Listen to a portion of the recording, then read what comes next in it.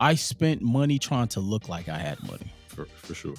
Definitely. I was in Perry Ellis and Calvin Klein and Tommy Hilfiger. Tommy and Nautica. The Nike store. Yes. Jordans every day. Every day.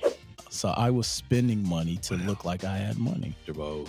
To impress other people who had no money. Sean John.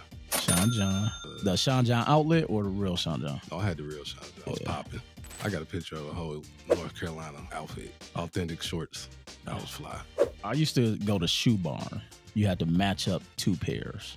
I might have got a 6.5 and then a 6.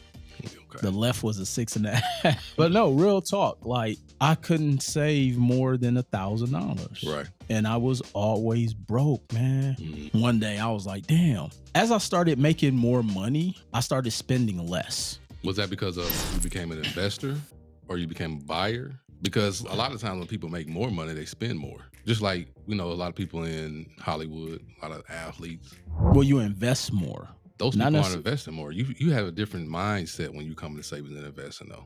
Very true. But see, the things like a lot of the stuff that I have, it comes from my investment revenues. So I'm not getting a $750 income check and then using $300 to buy a pair of shoes. Right. 100%. 100%. Now if I have rental income or dividends coming in, I know I can go buy that $300 pair of shoes because it doesn't impact my bottom line because my basic necessities are covered. So what you're saying is you're not saving to spend. I'm not saving to spend, and I think that's what a lot of people do.